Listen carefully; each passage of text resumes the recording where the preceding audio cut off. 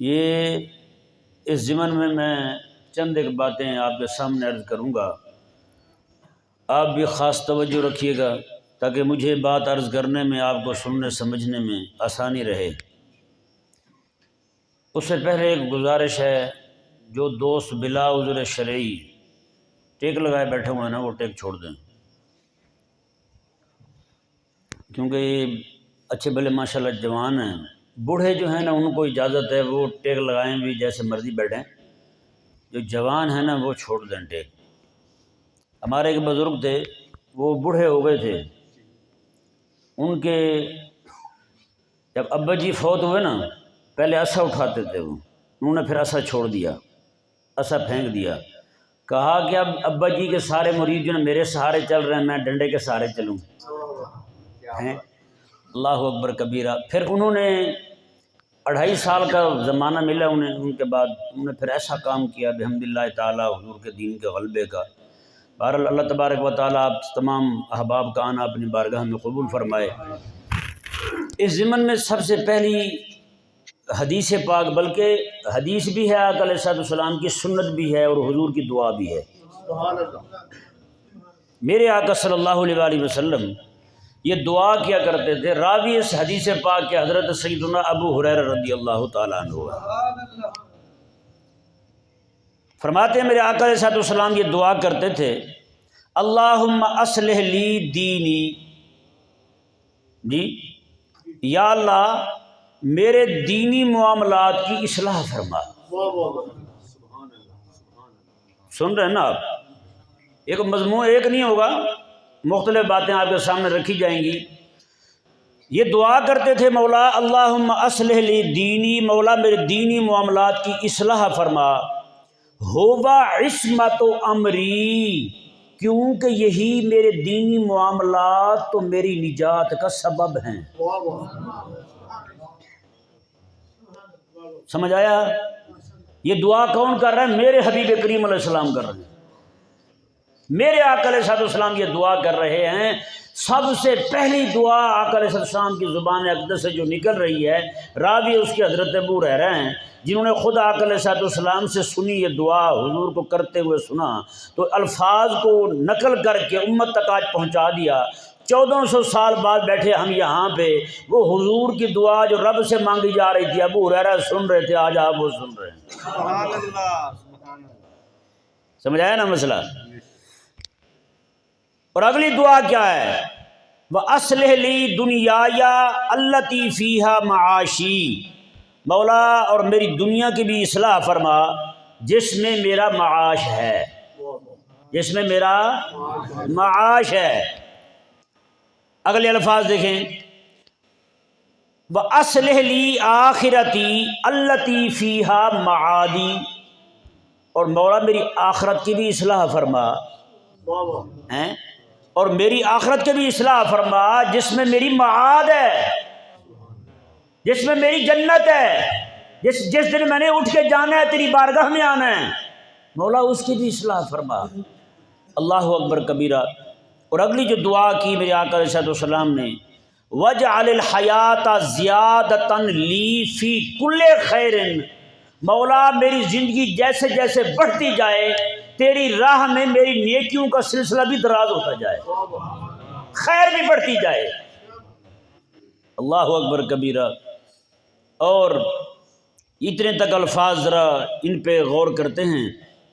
میرے آقا صلی اللہ علیہ وآلہ وسلم نے جو دعا کی ہے، اللہ اکبر، یہ ہم میں سے ہر اس بندے پر لازم ہے کہ وہ یہ دعا کرے جو بھی بندہ ممبر پر اور مسند پر کھڑا ہے، جو بھی بندہ ممبر پر کھڑا ہے، جو بھی بندہ مصلی پر کھڑا ہے، جو بھی بندہ مسند پر ہے۔ کیوں؟ سب سے پہلی دعا کیا کی آقا علیہ السلام نے؟ دین کی۔ میں ہوا عصمت و امری، مولا اسی کے ساتھ میری نجات ہے، میرے معاملات کی نجات، میری کامیابی تو ہے ہی اسی میں، اس لیے میں نے تجھ سے پہلی دعا ہی اپنے دین کے اصلاح کی ہے، دین کی اصلاح کی دعا کی ہے۔ اب ذرا میں اور آپ بھی ہم ذرا غور کریں کہ ہمارے دین کی اصلاح کہاں تک ہو رہی ہے، ہم نے اپنا معاملہ کہاں تک خراب کر لیا ہے۔ سب سے پہلا نقصان یہ ہوا کہ میرے آقا علیہ السلام کی سنت مبارکہ سے ہم کیسے ہٹے۔ میرے آقا علیہ السلام جو ہیں سب سے پہلی دعا یہ کر رہے ہیں میرے دین کی اصلاح فرما، کیوں؟ ہو عصمت و امری، کہ میرے نجات کا یہ سبب ہے میرا دین، میرے دین کا اصلاح جو ہے نا، میرے دین کی اصلاح یہ میری نجات کا سبب ہے۔ تو مطلب یہ ہے آقا علیہ السلام دعا مانگ رہے ہیں دین کی سلامتی کی، دین کی سلامتی کی۔ آج میں اور آپ ہم ذرا غور کریں، ہم اپنے دین کی سلامتی کی کتنی دعا کرتے ہیں۔ میرے آقا علیہ السلام کو تو رب نے دین دیا تھا، رب تعالیٰ نے حضور کو دین دے کر بھیجا ہے۔ آقا علیہ السلام کو رب تبارک و تعالیٰ نے تمام انبیاء کے بعد بھیجا، حضور کو آخری نبی بنا کر بھیجا ہے جی، ساری شریعت حضور کو دے کر کے بھیجی۔ وہ آقا علیہ السلام جو ہے کیسے دعا کر رہے ہیں، مولا میرا دین محفوظ رہے، میرا دین محفوظ رہے، کیونکہ اسی کے ساتھ تو میری نجات ہونی ہے۔ یعنی نجات کا سبب جو ہے پوری کائنات کے اندر کوئی شے ہے تو وہ صرف اور صرف دین ہے حضور کا، بس وہ دین ہے، اس کے علاوہ کسی اور شے کے ساتھ نجات نہیں ہونی۔ لاکھ بندہ جو ہے نا چیزیں نکالتا رہے ادھر کی ادھر کی فلانی ڈھمکانی، نجات ہوگی تو صرف اور صرف دین کے ساتھ ہوگی، بس۔ سمجھ آ رہا ہے بھائیوں؟ اب ذرا ہم دیکھیں ہماری ترجیح میں دین ہے یا نہیں۔ ہماری ترجیح میں دین کوئی نہیں۔ آج ذرا آپ غور کریں، اپنے ممبر پر، اپنے محراب میں، اپنی مسجد پر بیٹھ کر کتنا حضور کا دین بیان کیا جاتا ہے، بتائیں کتنا آقا علیہ السلام کا دین جو ہے وہ لوگوں کو سنایا جاتا ہے۔ ربیع الاول شریف کا مہینہ آتا ہے، ہمارا موضوع کیا ہوتا ہے؟ میلاد بھی نہیں، میلاد منانا جائز ہے، صرف یہی میلاد کا جلسہ جائز ہے، بس اتنے تک، آگے نہیں۔ بیان کریں گے بھی صحیح میلاد تو صرف بنو سعد قبیلے تک کہ آقا علیہ السلام جو ہے وہاں گئے تھے، بس اس کے آگے کوئی نہیں۔ اور بھائی 23 سال کے عرصے میں جو آقا علیہ السلام دین لے کر کے آئے ہیں، ایک ایک آیت پر لڑائیاں ہوئی ہیں وہاں پر۔ مکہ مکرمہ میں کون سا ایسا دن تھا جس دن جھگڑا نہ ہو؟ اتنی شریعت آقا علیہ السلام نے عطا فرمائی ہے، اتنے سارے احکامات عطا فرمائے ہیں، تو بتائیں وہ پورا دین کب بیان کریں گے ہم؟ کبھی نہ ہم نے سوچا ہے کہ دین بیان کرنا ہے، نہ ہماری عوام نے ہم سے پوچھا ہے۔ عوام کو تو ویسے وارا نہیں کھاتا دین، ہیں جی۔ آپ سود کے خلاف بیان کریں تو مسجد کا متولی وہ لڑ پڑے گا، لو جی میرا اپنا کام ہے، مولوی صاحب تسی کڑے پاسے پہ گئے جی، ہیں یہ حساب ہوتا ہے۔ کوئی نہ کوئی بندہ جو ہے نا وہ کھاتا ہوتا ہے سود، سب سے پہلے وہی گلے پڑیں گے، مولوی صاحب ساڑی روٹی میں پہ گئے جی، عید والے دن 500 روپیہ آپ کو دیا تھا، وہ بھی تو اسی میں سے تھے، آپ کے لیے حلال ہے، ہمارے لیے ناجائز ہے۔ کیا مطلب ہے آپ کا؟ یعنی کہ قوم جو ہے نا اپنی اصلاح نہیں چاہتی، دین کو چپ کرانا چاہتی ہے۔ میرے حضور کیا فرما رہے ہیں؟ ہو عصمت و امری، میں کہ میری نجات کا سبب بھی میرا دین ہے، بتائیں۔ تو ہم نے تو دین بیان نہیں کیا۔ ربیع الاول کا مہینہ ہے، ایسے پورا ربیع الثانی کا مہینہ جو ہے وہ صرف جناب کرم پہ سنا کے ہم نے گزار دیں گے، اور آگے اس طرح کر کے آپ پوری بانٹ کر لیں، نہیں تو آپ جس طرح کے جو خطیب حضرات ہیں نا، ان کے لائبریریوں میں پڑھی ہوئی کتابیں جو ہیں، ابرار خطابت 12 تقریریں، 16 تقریریں، 18 تقریریں، 19 تقریریں، اٹھا کر کے دیکھ لیں آپ، پورے کا پورا علم آپ کے سامنے آ جائے گا۔ تو بھائی یہ سارے کا سارا یہی کچھ ہے جو میرے آقا علیہ السلام نے بیان کیا تھا۔ جتنا کچھ آپ بیان کر رہے ہیں، جتنا آپ کے پاس کتابوں میں لکھا ہوا ہے، اگر یہی کچھ حضور بیان کرتے نا، نہ پھر احد ہونا تھا، نہ بدر ہونا تھا، نہ تبوک ہونا تھا، نہ جناب ہرقل نے مدینے پہ حملے کی دھمکی دے دی تھی، کچھ بھی نہیں ہونا تھا، قسم خدا کی کہہ رہا ہوں۔ سارا امن کے ساتھ سارے معاملات طے ہو جاتے۔ دین تو میرے آقا علیہ السلام وہ لے کر کے آئے ہیں کہ بات پہ لڑائی ہوئی ہے وہاں پہ، 27 جنگوں میں میرے آقا علیہ السلام خود تشریف لے گئے ہیں۔ نہیں سمجھ آ رہا مسئلہ؟ پھر کون سا دین بیان کیا ہم نے بھائی؟ سب سے پہلی بات جو ہے نا، آج ہم نے یہ عہد لے کر کے اٹھنا یہاں سے، ہم نے دین بیان کرنا ہے اور پورا بیان کرنا ہے۔ ہاں جی، کرتے ہیں وعدہ، میرے ساتھ نہ کریں، آپ رسول اللہ علیہ السلام کے ساتھ کریں۔ قبر میں جو آقا علیہ السلام کے بارے میں پوچھا جائے گا ما کنت تقول فی ھذا الرجل، وہیں پہ آقا علیہ السلام نے فرما دیا، یہ کھڑا ہو کے پڑھنے لگے جیسے خطیب کہتے ہیں کہ میں کہوں گا سب سے اولا والا ہمارا نبی، سب سے بالا والا ہمارا نبی۔ حضور کہے ٹھہر ٹھہر، نعت روک دے، پہلے یہ بتا میں نے جس دین کی خاطر تکلیفیں اٹھائی تھی دین وہ بیان کیے تھے تم نے، کیا جواب ہوگا؟ وہاں یہ والی نقیبانہ باتیں نہیں چلیں گی، میں سچی کہہ رہا ہوں۔ یہ نقیب اور شرارتی خطیب جو ہے نا، یہ ہمیں گمراہ کر سکتے ہیں، لیکن وہ بارگاہ تو بڑی بارگاہ ہے بھائی، کیونکہ عوام سے حساب کسی اور شے کا ہونا ہے۔ جو یہاں پہ معلم بن کے رہا ہے، رسول اللہ صلی اللہ علیہ وسلم کا وارث ہونے کا دعوے دار بن کے رہا ہے، اس سے حساب کسی اور شے کا ہونا ہے بھائی۔ میں نے ایک دن بیان کیا تھا، علماء ہمارے فرماتے ہیں، صوفیاء فرماتے ہیں، باقی لوگوں سے کسی سے حساب خون کا ہوگا، قتل کا ہوگا، نماز کا ہوگا، کسی اور شے کا ہوگا۔ خطیب سے حساب پتہ کیا ہوگا؟ قیامت والے دن کھڑا کیا جائے گا میزان پر، میں ادھر ٹھہر جا اور بتا جو تم نے فلاں تقریر کی تھی، یہ تقریر کرتے ہوئے تیری نیت کیا تھی؟ کیا جواب ہوگا ہمارے پاس؟ کیا جواب ہوگا؟ ہاں جی، ہر سال ہم یہی تقریر کرتے رہتے، مسجد کی انتظامیہ راضی ہو جائے، بس چھٹی۔ مسجد کے انتظامیہ کا منہ دیکھ دے کے تم تقریریں کرتے تھے۔ کوئی ایک بندہ 500 دے جاتا چودھری، تو پورا سال تم اس کے ڈر سے کبھی دین کی بات نہیں کرتے تھے تم۔ یہ کیا طریقہ، کیا جواب ہوگا ہمارے پاس بھائی؟ ابھی سے یہ ہر بندہ جو ہے اپنے اندر فکر پیدا کرے، اپنے بچوں کے لیے ہر چیز نکال کے باہر رکھ دیتے ہیں، بیٹا میں نے کچھ نہیں چھپایا تھا آپ کے لیے، سارا کچھ جو کچھ بھی تھا میں نے آپ کے سامنے کر دیا ہے۔ اماں کو کہتے ہیں اماں جو کچھ بھی تھا تیرے سامنے کر دیا ہے۔ یار حضور کی امت کو کیوں نہیں کہتے یار جو رسول اللہ کا میں نے دین پڑھا تھا سارا میں نے آپ کے سامنے بیان کر دیا؟ یہ بھی تو کہو نا یار، کب کہیں گے ہم؟ وہ اللہ تعالیٰ نے قرآن کریم میں ارشاد فرمایا یا ایھا الرسول بلغ ما انزل الیک من ربک۔ حضور تشریف فرمائے، مفتی صاحب قبلہ پوچھیں آپ ان سے، ما جو ہے یہ تعمیم کے لیے ہے، مطلب کیا ہے؟ فرمایا حبیب پیارے جو کچھ بھی ہم نے آپ پر نازل کیا وہ سارا بیان کریں۔ آپ سب کو بیان کرنے کی ذمہ داری رب نے نہیں لگائی حضور کی، یہ ذہن میں رہے۔ سب کو بیان کرنے کی ذمہ داری حضور کی نہیں ہے، نہ ہی یہ ہماری ہے۔ ہاں سب کچھ بیان کرنے کی ذمہ داری حضور کی بھی تھی اور وہ ہماری بھی ہے۔ سمجھ آ رہا ہے؟ اور یہی میرے آقا علیہ السلام نے جب آخری خطبہ دیا نا، اس وقت آقا علیہ السلام نے فرمایا ہاں میرے صحابہ بتاؤ، قیامت والے دن تم سے رب پوچھ لے کہ تمہیں میرے نبی نے سارا دین دیا تھا تو کیا کہو گے؟ صحابہ کہنے لگے یا رسول اللہ ہم یہی کہیں گے آپ نے سارا دین ہمیں سنایا تھا، رب کا سارا دین ہمیں دیا تھا۔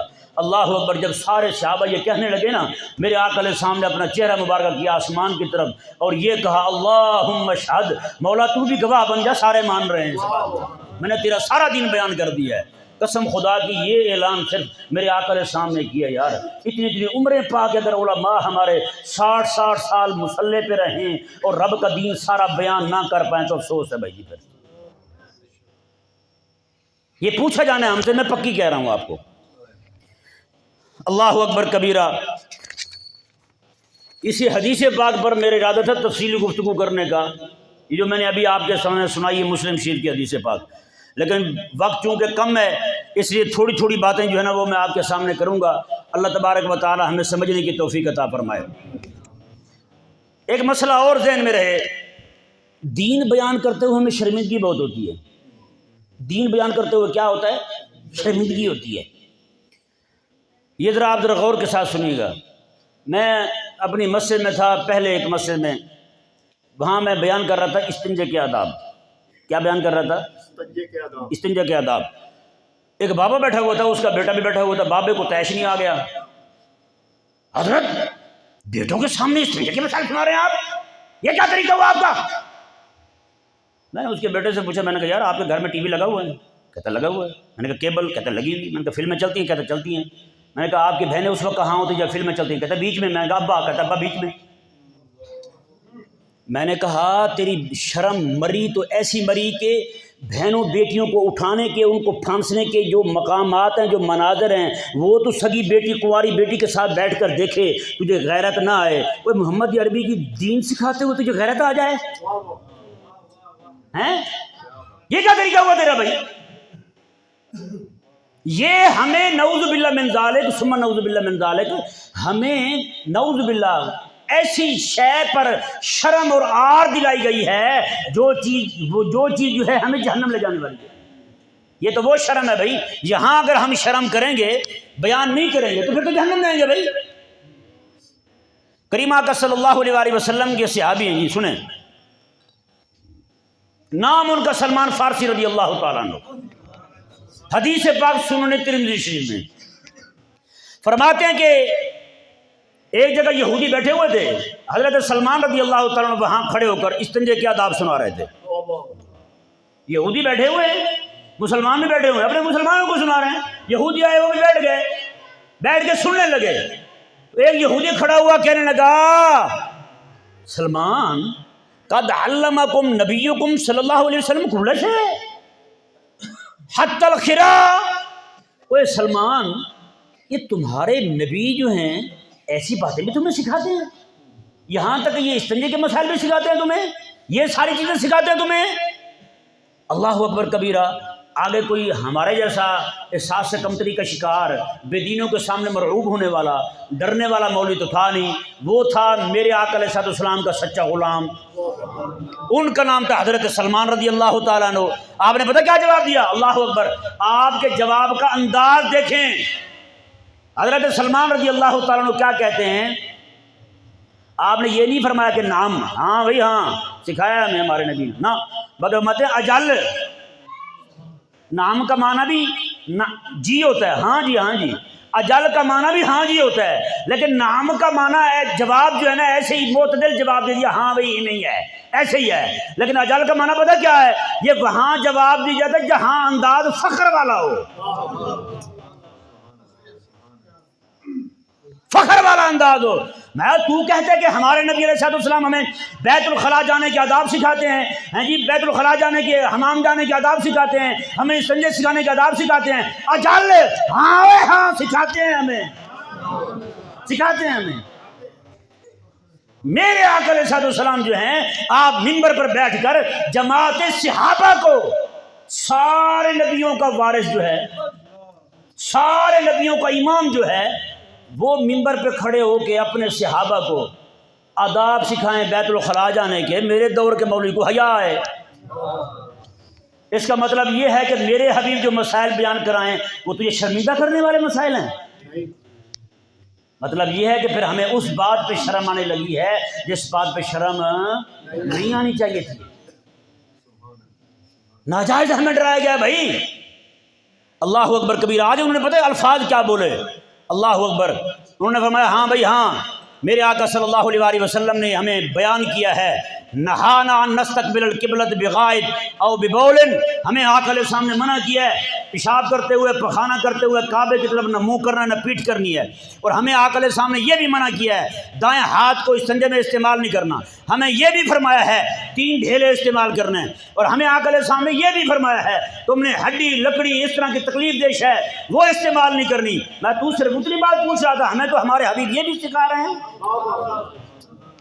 اور اگلی بات دیکھیں، حضرت سلمان رضی اللہ تعالیٰ عنہ کہتے ہیں یہ مسئلہ بیان کرنے سے پہلے ہمیں آقا علیہ السلام نے یہ فرمایا تھا، دیکھو میرے غلاموں، میں تمہارے لیے بمنزلۃ الوالد ایسے ہوں جیسے والد ہوتا ہے، جیسے والد جو ہے ایک ایک بات اپنے بچوں کو سکھاتا ہے، میں بھی تمہارے لیے بمنزلہ والد ہوں، تمہیں میں بھی وہ دین سکھاؤں گا جو اللہ تبارک و تعالیٰ نے مجھے عطا فرمایا ہے۔ بولے نا بھائی ذرا، سمجھ آ رہا مسئلہ نہیں آ رہا؟ ہمیں کس بات پہ شرم آ رہی ہے آج؟ حضور کی دی ہوئی شریعت پہ شرم آ رہی، جھوٹ بولتے ہوئے شرم نہیں آئی ہمیں، ہاں جی دغے کرتے ہوئے شرم نہیں آئی، دین چھپاتے ہوئے شرم نہیں آئی، ہمیں شرم آئی ہے، حیا آئی ہے، کس بات پہ آئی ہے؟ حضور کا دین چھپاتے ہوئے۔ بتائیں، ہمارے علاقے میں ایک بندہ تھا، اس نے نعوذ باللہ گستاخی کی آقا علیہ السلام کے صحابہ کی، بے ادبی کی، وہیں پہ بیان رکھا گیا، میں نے وہاں بیان کیا، میں نے ان کو گدھا کہہ دیا۔ لو باقی عوام تو عوام، ایک مولوی صاحب کی غیرت کا لیول، شرم حیا کا لیول وہ اوپر چلا گیا۔ مجھے کہنے لگا گھر میں بیٹیاں بیٹھی ہوئی تھیں، آپ نے گدھے کا نام لے لیا۔ میں نے کہا آپ گلی میں گدھا بندھا ہوا ہے؟ کہتے بندھا ہوا ہے۔ میں نے کہا اس سے بیٹیوں کو کچھ نہیں ہوا، صرف نام لینے سے کچھ ہو گئے ہیں؟ اتنے بھی مرعوب نہ ہو یار، عجیب بات ہے، انہیں بھی یہ ہو جاتا ہے۔ وہ جو ٹی وی فلم میں ہر چیز میں ہر بدماشی کے مناظر دیکھ رہی ہیں، فحاشی کے مناظر دیکھ رہی ہیں، ساس بہو کی لڑائیاں روز دیکھ رہی ہیں، دیکھ کر کے انہی کی وجہ سے روزانہ طلاقیں ہو رہی ہیں، روزانہ مسائل ہو رہے ہیں، بہو اور ساس کی بنتی نہیں ہے، ٹیوشن وہاں سے لے رہی ہے بہو، ساس بھی وہیں سے شیطانیاں سیکھ رہی ہے، تو بھائی اس بات کا کوئی تکلیف نہیں ہے آپ کو؟ تکلیف بھی ہوئی ہے تو کس بات پہ ہوئی ہے؟ حضور کے صحابہ کے دشمن کو گدھا کہہ دیا تو اس بات پر جناب بیبیوں کو مسئلہ ہو جائے گا۔ میں نے کہا بیبیوں کو مسئلہ نہیں ہونا، مسئلہ تجھے ہوا ہے، تیرے اندر کی جو بیوی تھی نا اس کو ہوا لگ گئی ہے بس۔ یہ اللہ تعالیٰ ہمیں سمجھنے کی توفیق عطا فرمائے۔ اب دیکھیں بھائی، تیسرا مسئلہ میں آپ کے سامنے بیان کرنے لگا ہوں، دین حق کو چھپانے والے لوگوں کا حال کیا ہونے والا ہے۔ قسم خدا کی یہ حدیث پاک راوی اس کے حضرت ابو امامہ رضی اللہ تعالی عنہ ہیں۔ بھائیو ذرا غور کے ساتھ سنو، آج ذرا میں اور آپ غور کریں نا، ہمارے ممبر پر جہاد کا بیان کتنی بار ہوا ہے بتائیں؟ حضور کی شریعت مبارکہ پوری ہم نے بیان کی ہے بتائیں؟ آپ قرآن کریم میں جو یہودیوں کے متعلق، نصرانیوں کے متعلق، دین کے دشمنوں کے متعلق جو احکامات دی ہم نے بیان کیے ہیں۔ میرے آقا علیہ السلام کی زندگی ساری لڑائی رہی ہے کس کے ساتھ؟ مشرکوں کے ساتھ۔ میرے آقا علیہ السلام کو مکہ سے نکلنے پر مجبور کرنے والے مشرک تھے۔ بتائیں میرے آقا علیہ السلام کی لڑائی رہے زندگی ساری مشرکوں کے ساتھ، میری بہن، بیٹی، میرے بھائی، میرے رشتہ دار، میرے گھر والے گھر میں بیٹھ کر ان مشرکوں کی فلمیں دیکھیں، ان کے ڈرامے دیکھیں، بتائیں نا، انہی کی وجہ سے ان کی تہذیب گندی ہمارے گھروں میں آ گئی ہے۔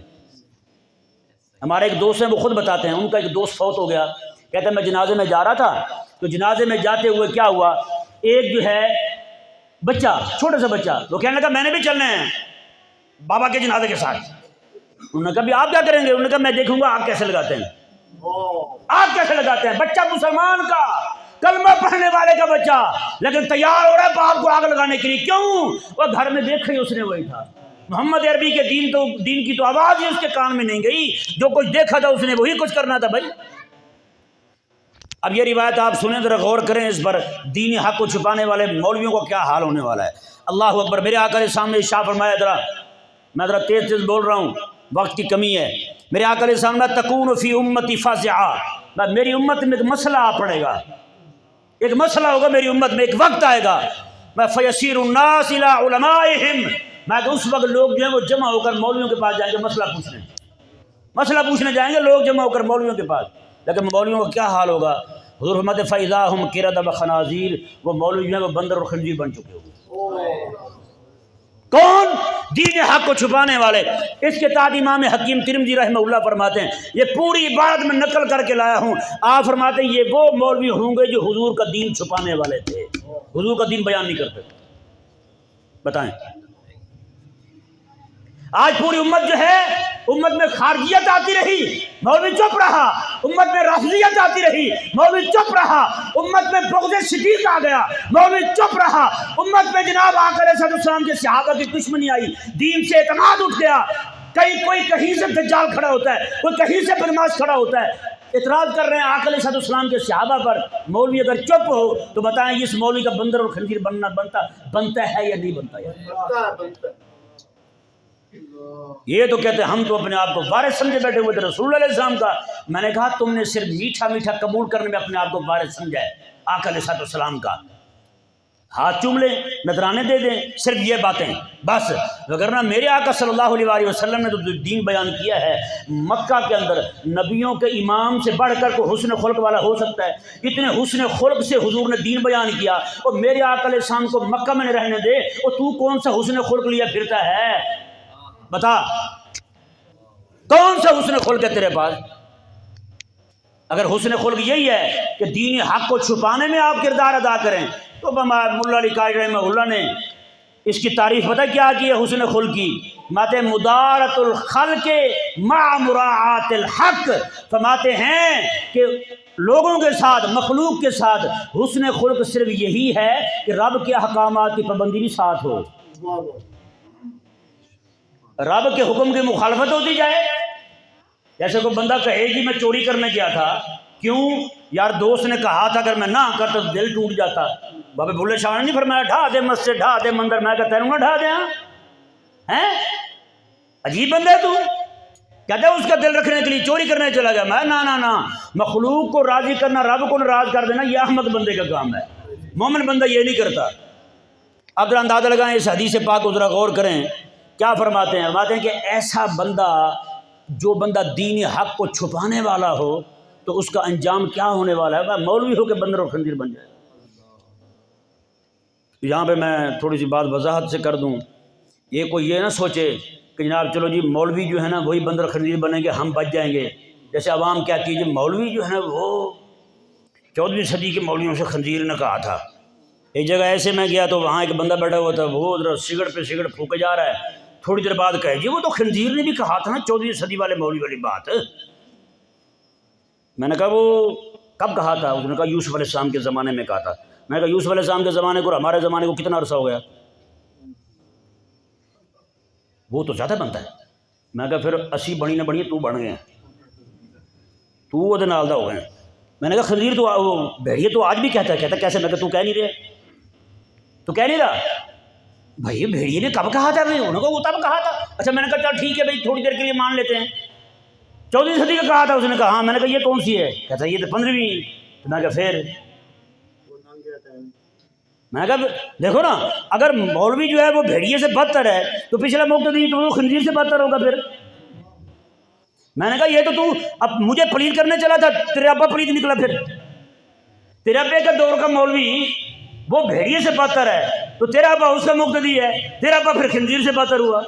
یہ کیا طریقہ ہوا بھائی؟ نہیں سمجھ آ رہا مسئلہ. تو میں ان کے لیے بھی عرض کر دوں، یہ بات سن کے ممکن ہے کسی بندے کے، کیونکہ یہ بیان جائے گا نا لوگ اور سنیں گے، کسی کے ذہن میں یہ آئے دیکھو جی مولوی خنزیر بن جائیں گے ہم بچے رہیں گے. میں نے کہا نا، جس بندے کا امام خنزیر بن جائے گا بچتا مقتدی بھی نہیں ہے. پھر جس بندے کا امام ایسا ہو تو مقتدی حاجی صاحب ہو سکتا ہے. پھر آگے دیکھیں جی، امام خطیب جو ہے عموماً پتہ ہے حق چھپانے میں وجہ کیا پیش آتی ہے؟ عموماً نذرانے. ہماری مساجد میں دوسرے عقیدے کے لوگ آتے ہیں، آ کے امام کو خفیہ طریقے پر 500 دے دیا، 1000 دے دیا. وہ بیچارہ مولوی صاحب جو ہے کہتا ہے چل 1000 روپیہ تو آ رہا ہے نا. ایسا ایسا دین چھپاتے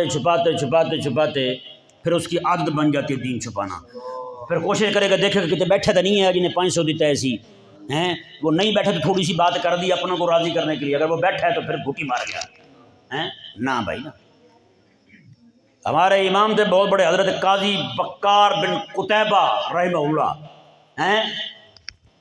احمد بن طولون حکمران مصر کا. آپ کے مجلس سے واز میں آتا ہے، سنیں ذرا غور کے ساتھ بھائیو، آپ کے مجلس سے واز میں آتا ہے، واز سنتے ہیں آپ کا. واز سننے کے بعد سالانہ 18,000 درہم آپ کو پیش کرتا ہے. 18,000 درہم اس وقت اگر حساب لگائے نا تو وہ 10 کروڑ سے زیادہ بنتے ہیں، سالانہ ملتے ہیں ان کو. حضرت قاضی بکار بن قتیبہ رحمہ اللہ کو سالانہ ملتے ہیں.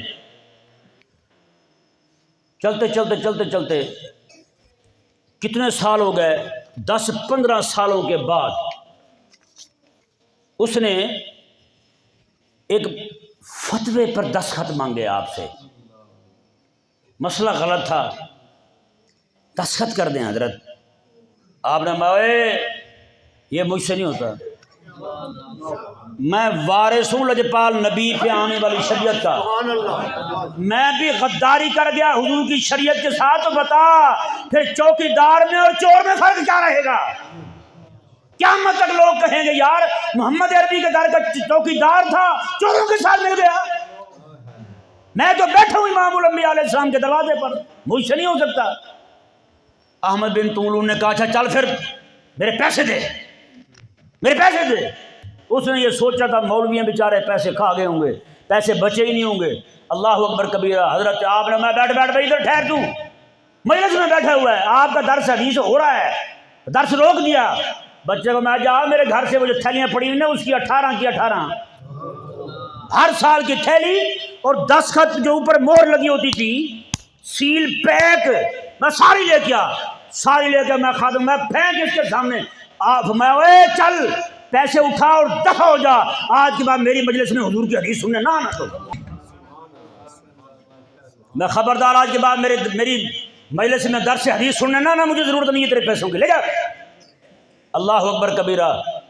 اقبال نے کہا نا باتیں کہ اس رزق سے موت اچھی آتی ہو اے طائر لاہوتی ہیں۔ وہ لاہور کا ایک بندہ ہے، اس نے اس کی شرح کی ہے کلام کی سکول کی کتاب میں، کہتا ہے طائر لاہوتی، کہتا ہے یہ پرندہ ہے لاہور میں اڑتا ہے۔ غریب کو یہ نہیں پتا، ملم یار فی الفقہ فقط صنف فیہ، جس کو فقہ آتی نہیں تھی وہ فقہ پر کتابیں لکھنے لگا جی۔ جس غریب کو طائر لاہوتی کا مطلب پتہ نہیں تھا وہ طائر لاہوری سمجھ بیٹھا ہے۔ تو یہ اقبال نے یہ کہا، اقبال نے کہا کہ بھائی وہ رزق جو ہے نا جو تجھے پرواز سے روکے نا، اس رزق سے مر جانا اچھا ہے۔ تو قسم خدا کی وہ رزق جو ہمیں حضور کا دین بیان کرنے سے روکے لے، اس رزق سے بھوکے رہنا اچھا ہے۔ اس رزق سے کیا ہے بلا؟ بھوکے رہنا اچھا ہے۔ وگرنہ میں سچی کہوں، جو روٹی حضور کے دین کے ساتھ غداری کر کے بچوں کو کھلائی جائے نا، وہ روٹی کھا کے بچے کبھی بھی دین کے محافظ نہیں بنتے، یہ پکی بات ہے۔ بچہ دین کا محافظ، دین کا خادم کبھی نہیں بنے گا اگر اس کے پیٹ کے اندر رسول اللہ علیہ السلام کے دین کے ساتھ غداری کر کے روٹی کمائی ہوئی کا ایک لقمہ بھی چلا گیا، جب تک کہ بندہ توبہ نہ کر لے۔ سمجھ آ رہا ہے بھائیو؟ توجہ کے ساتھ بیٹھ رہے ہیں نا؟ اچھا ایک مسئلہ اور سماعت فرمائیں۔ حضرت ملا جیون رحمۃ اللہ علیہ شاہ جہاں کے دور میں تھے، بادشاہ کا سگا بیٹا اور اپنے وقت کا بادشاہ، اپنے وقت کا مجدد حضرت سیدنا ملا جیون رحمۃ اللہ علیہ۔ ملا جیون رحمۃ اللہ علیہ کے شاگرد اورنگزیب عالمگیر رحمۃ اللہ علیہ، وقت کے مجدد ہیں اورنگزیب عالمگیر رحمۃ اللہ علیہ۔ دین کو نیا کر دیا انہوں نے، 50 سال تک حضور کا دین جو ہے انہوں نے غالب کیے رکھا، 50 سال تک۔ اورنگزیب عالمگیر رحمۃ اللہ ان کے پاس پڑھتے تھے اور ملا جیون رحمۃ اللہ انتہائی عالم تو تھے ہی تھے، تفسیر ہے ان کی اصول فقہ پر، حضرت معلوم ہے آپ کو، تو اصول فقہ پر کتاب تفسیر آپ نے لکھی قرآن پاک کی، جو جن کا تعلق اصول کے ساتھ ہے نا، ان آیات کی تفسیر لکھی، تفسیرات احمدیہ شریف کے نام سے۔ اور آپ جو ہیں ایک پل جو گزرتا تھا، کسی بچوں نے کہہ دیا کہ بادشاہ جو ہے نا اس پل کو دہلی میں لے کے جا رہے ہیں، یہاں سے دہلی لے کے جا رہے ہیں، تو دریا بھی یہاں سے نکلے گا تو آپ کی مسجد اور مدرسہ جو ہے نا وہ دریا میں آ جائے گا۔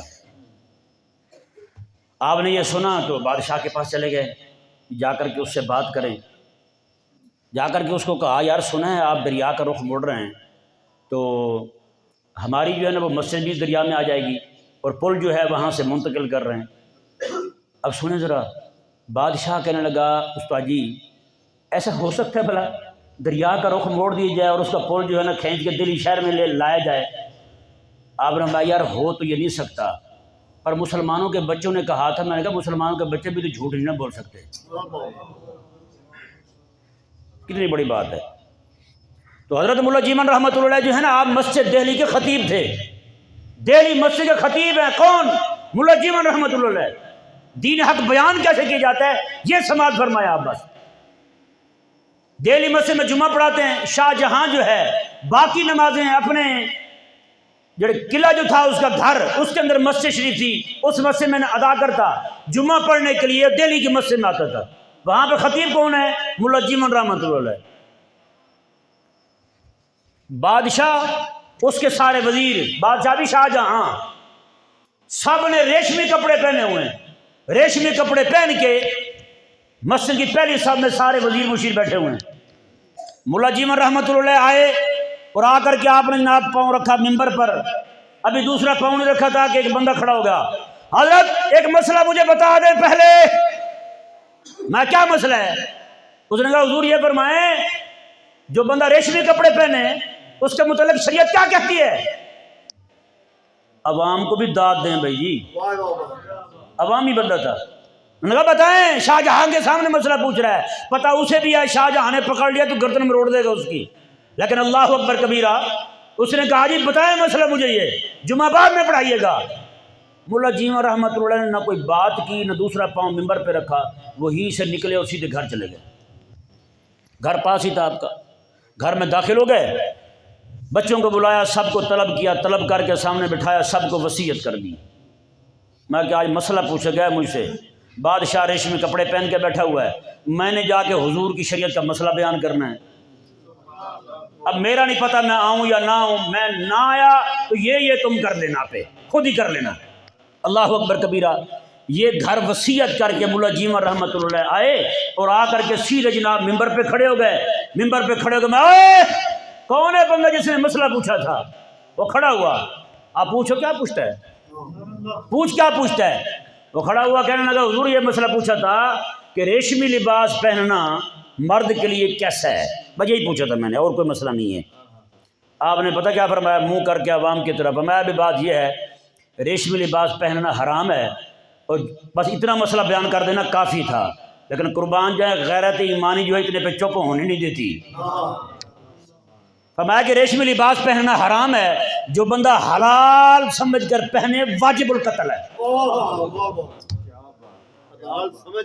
حلال سمجھ کر پہنے واجب القتل ہے۔ یہاں کہتے ہیں حضور کے گستاخ کو واجب القتل کہہ دیا آپ نے، اتنا سخت مسئلہ۔ میں نے کہا ملا جیون نے کیا کیا ہے، ملا جیون رحمت اللہ نے کیا کیا ہے؟ اللہ اکبر۔ آپ رحمت اللہ نے فرمایا ریشمی لباس پہننا حرام ہے، اور جو بندہ اسے جائز سمجھے حلال سمجھے وہ خود بندہ واجب القتل ہے۔ اتنا جب بیان کیا اللہ اکبر کبیرہ، اسی وقت جناب شاہ جہاں کا بیٹر کیا گھوما، اس نے کہا کہ فوراً جناب جمعہ تو پڑھایا آپ نے، جمعہ پڑھانے کے بعد فوراً پورے دہلی میں فوج پولیس الرٹ ہو گئی، ہر طرف بندے کھڑے کر دیے گئے کہیں بغاوت نہ ہو جائے۔ جب جلاد کو کہا کہ پھانسی گھاٹ تیار کر، ملا جیون رحمۃ اللہ کو گرفتار کرو، ملا جیون رحمۃ اللہ گھر چلے گئے تھے، ہر طرف فوج ہی فوج، پولیس ہی پولیس۔ اورنگزیب عالمگیر پڑھتے تھے ابھی، ان کو پتہ چلا کہ جناب میرے تو استاد کو پھانسی ہونے لگی ہے، یہ جناب بھاگے سیدھے استاد کے گھر، ملا جیون رحمۃ اللہ کے گھر جا پہنچے اور جا کر کے کہنے لگے استاد جی یہ معاملہ ہو گیا ہے، ہر طرف فوج پولیس الرٹ ہے، آپ کے تو پھانسی کے آرڈر ہو گئے ہیں۔ اللہ اکبر۔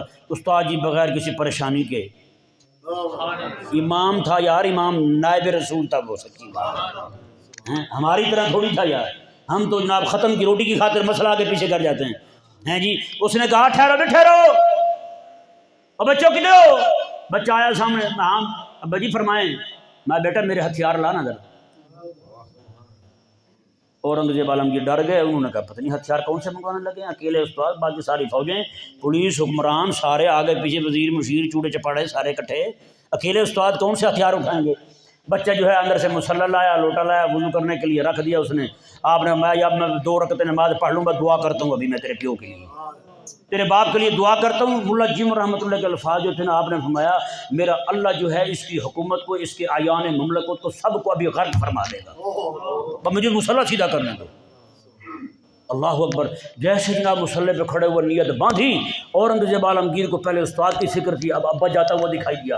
اورنگزیب عالمگیر رحمۃ اللہ دوڑے سیدھے ابے کے پاس، ابا جناب بیٹھا ہوا تھا ٹیگے کے ساتھ، ماتھے پہ جناب بل، پسینے اس کے چھوٹے ہوئے غصے کی وجہ سے، جا کر کہا ابا جی اگر اپنے آپ کو بچانا چاہتے ہیں تو جلدی پہنچے میرے استاد کے پاس، میرے استاد نے نماز کی نیت باندھ لی ہے، بس دعا کرے گا، بچنا کخ نہیں ہے آپ کا۔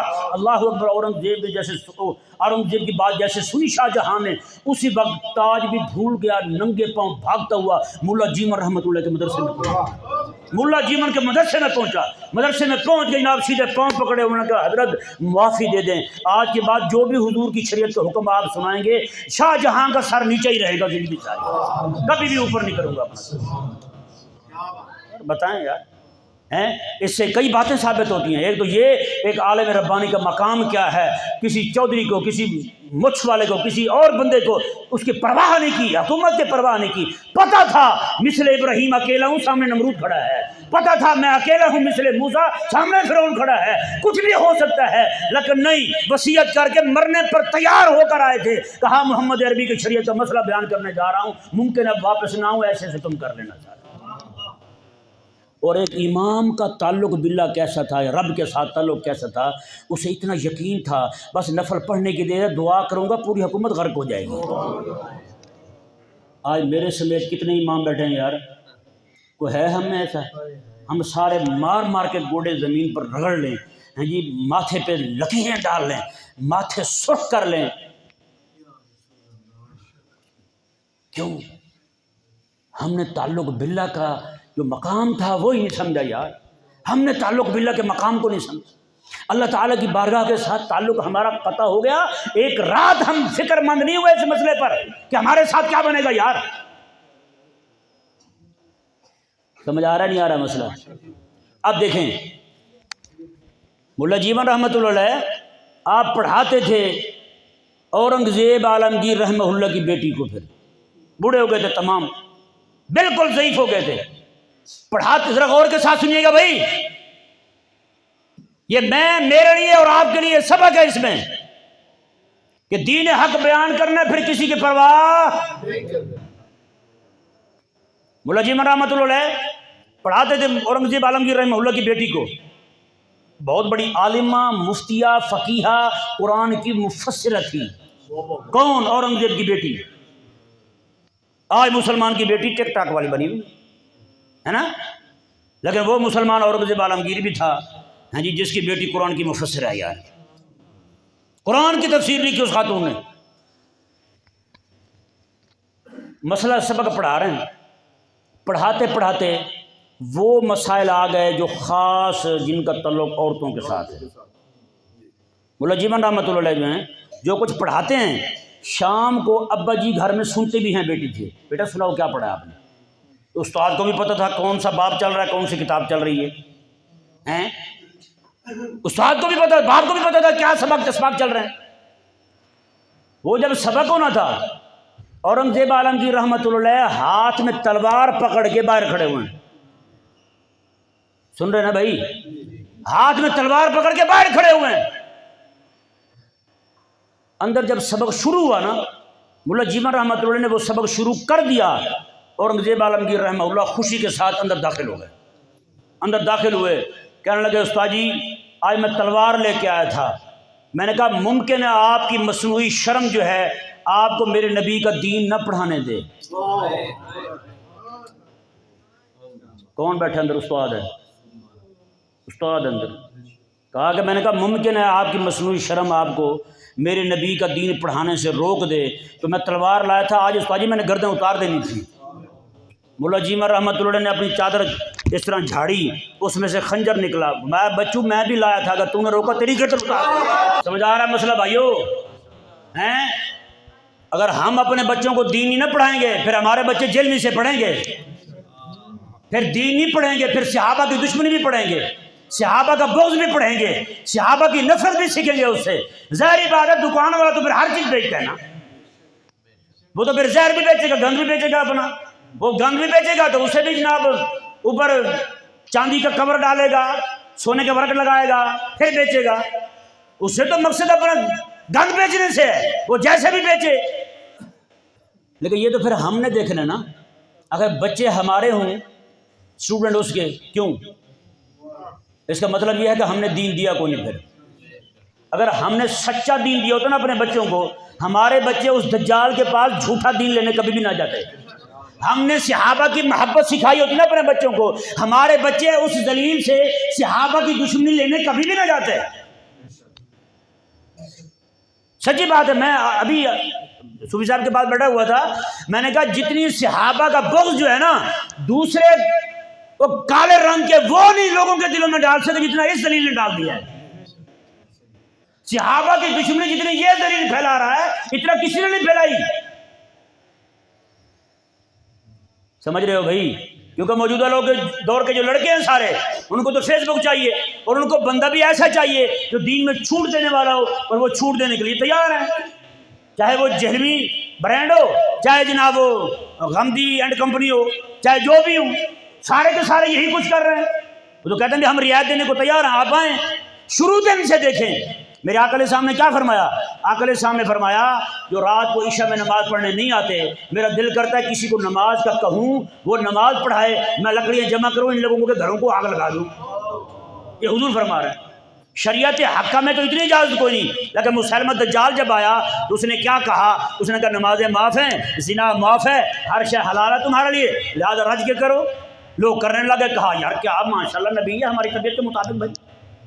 موجودہ دور میں یہی کچھ ہو رہا ہے۔ ایک عالم ربانی جو ہے وہ وحی کو ویسے ہی بیان کرتا ہے جیسے رب نے نازل کی ہے، تو کہتے یار نہیں یہ صحیح کوئی نہیں مولوی، یہ عالم صحیح کوئی نہیں۔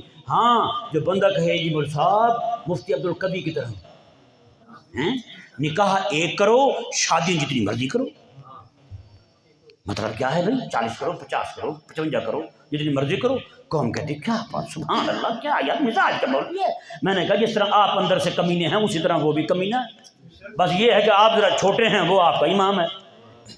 کہ نہیں سمجھ آیا مسئلہ؟ تو بھائیو ان کا رونا ہم تب تک روتے رہیں گے جب تک ہم خود ممبر سے دین بیان نہیں کریں گے۔ ہم دین بیان کرنا شروع کر دیں، قسم خدا کی انہوں نے ایسے مرنا جیسے جناب سنڈیاں مرتی ہیں، انہوں نے ایسے مرنا جیسے کیڑے مرتے ہیں۔ ہمارا رویہ جو ہے نا وہ تعمیری ہوا ہی نہیں ہے۔ ایک دن ہم نے بس اعتراضات کیے، ان کو جناب 2-4 گالیاں سنائی اور غائب ہو گئے۔ نہ یار، مسلسل مستقل مزاجی کے ساتھ اپنے ممبر کو میرے آقا علیہ السلام کی، صحابہ کرام علیہ مردوان کی محبت بانٹنے کا اسے جناب دربار بنا لیں۔ دربار پہ لوگ جاتے ہیں نا لنگر لینے کے لیے، آپ کہیں یار یہ دربار لگا ہوا میرے آقا علیہ السلام کے صحابہ کی محبت بڑھتی ہے، یہاں پہ عشق مصطفیٰ بڑھتا ہے، یہاں پہ محبت اولیاء بڑھتی ہے، جہاں پہ دین کا درج بڑھتا ہے۔ یار آپ ممبر کو ممبر بنائیں تو صحیح، جیسے میرے آقا علیہ السلام نے ممبر کو ممبر بنایا ہوا تھا۔ میرے کریم آقا علیہ السلام نے ممبر پر بیٹھ کر ایسا دین بیان فرمایا ہے، اس ممبر کے سامنے بیٹھنے والا بندہ ابو بکر بن گیا۔ ابو بکر مزے کی بات دیکھیں، ہمارے ہاں تاجر ہوتے ہیں، ٹھگ بھی ہوتے ہیں۔ قسم خدا دی سامان قلعد ہے، پہنچنے لگے جی تھوڑی دیر تک، آرام تو کرو، پہنچا چاہے سامان فیکٹری کے نکلے نہ ہوئے جی، جھوٹ ایسے بول رہے ہیں۔ اللہ اکبر، میرے مصطفیٰ کریم علیہ السلام کی بارگاہ کا سب سے بڑا تاجر وہ ہے جس کے متعلق مولا علی نے فرمایا تھا۔ مولا علی نے ممبر پہ کھڑے ہو کے فرمایا، میں کہ لوگوں میں علی قسم اٹھا کے کہتا ہوں ابو بکر کا نام صدیق رب نے عرش سے نازل فرمایا۔ تاجر بھی ہے پھر صدیق بھی ہے، تاجر بھی صدیق بھی۔ یار بتائیں یار، ہمارے تاجر ٹھگ ہوتے ہیں، لیکن قربان جائے مصطفیٰ کریم علیہ السلام کے ممبر کے سامنے بیٹھ کر دین سیکھنے والا تاجر بھی ہے اور صدیق بھی ہے جی۔ پھر جناب عثمان غنی سب سے بڑا تاجر بھی ہے اور جناب وہ غنی بھی ہے، بخیلی نہیں کی، حضور کے جہاد کو ضرورت پڑی ہے مال اٹھا کے پیش کر دیا ہے۔ یا رسول اللہ میرے آقا علیہ السلام نے فرمایا وہ کون دے گا مال؟ حضرت عثمان غنی کھڑے ہوئے، یا رسول اللہ 100 اونٹ دوں گا، 7 پلان دوں گا، 7 سامان دوں گا۔ حضور خاموش ہیں، پھر کھڑے ہوئے، یا رسول اللہ 200 اونٹ دوں گا، 7 پلان دوں گا، 7 سامان دوں گا۔ حضور خاموش ہیں، یا رسول اللہ 300 اونٹ دوں گا، 7 پلان دوں گا، 7 سامان دوں گا۔ میرے حضور ممبر سے نیچے آ گئے، حضور نے سینے کے ساتھ لگا لیا۔ اللہ اکبر کبیرہ، یہ کون کس کو لگا رہے ہیں سینے کے ساتھ؟ یہ مکے کا بڑا تاجر بھی ہے، مدینے کا بڑا تاجر بھی ہے، عثمان غنی بھی ہے، جس کے بارے میں میرے آقا علیہ السلام نے فرمایا ایسی پاک تجارت کی ہے حضرت عثمان غنی نے کہ میرے آقا علیہ السلام نے فرمایا قیامت والے دن ہر نبی کا کوئی نہ کوئی ساتھی ہوگا، میرا ساتھی میری امت کا بڑا تاجر عثمان غنی ہوگا۔ تاجر بھی ٹھیک ہو جائے، ممبر بھی ٹھیک ہو جائے، مصلی بھی ٹھیک ہو جائے، قسم خدا کی یہ فتنے خود بخود مر جائیں گے، فتنے مر جائیں گے۔ فتنوں پہ آپ کو پھر اسپرے کرنے کی ضرورت بھی نہیں پڑے گی، آپ کے بچے خود ان کا منہ کوٹ لیں گے۔ پھر سچی کہوں میں مدینہ شریف میں تھا پچھلی بار، وہاں پہ ایک عرب عالم ملے مجھے، وہ اس دلیل کو جانتے تھے، ہاں اس کو جانتے تھے، تو مجھے فرمانے لگے کہ آپ کے پاکستان کے تمام مولوی جو ہیں اس فتنے کے بڑھانے میں مددگار ہیں، اس فتنے کے بڑھانے میں مددگار ہیں۔ میں نے کہا حضرت وہ کیسے؟ فرمایا کہ جب کسی ظالم کو ایسا اس کا پنجہ نہیں پکڑیں گے کہ اس کی انگلیاں کڑکڑ نہ کریں تو وہ تو آپ کا ہی پنجہ موڑ دے گا۔ میں جب آپ کی طرف سے اس کا علمی اور مدلل جواب نہیں ہوگا، کمزور جواب دینے والے آگے آئیں گے تو بتائیں اس کے ساتھ مدد ہی کر رہے ہیں نا، اس کے ساتھ تعاون کر رہے ہیں۔ بتائیں اس کا مطلب یہ ہے کہ فتنوں کو بڑھانے میں بھی ہمارا بھی کردار ہے۔ جب ہم ایسے لوگوں کو لانچ کرتے ہیں، ایسے لوگوں کو منظر عام پہ لاتے ہیں جو جناب صرف پھکڑ بازی کی اور بازاری زبانیں استعمال کی اور روانہ ہو گئے، کوئی علمی بات نہیں، کوئی جناب مدلل گفتگو نہیں کی، ایسے جناب ادھر ادھر کی باتیں کی اور ہم نے کہا نعرے لگا دیے شیر اہل سنت زندہ باد، للکار رضا زندہ باد، چھٹی بھائی۔ اور رد کیا کیا وہ پتہ ہی کون ہے، جواب کیا دیا وہ پتہ ہی کون ہے۔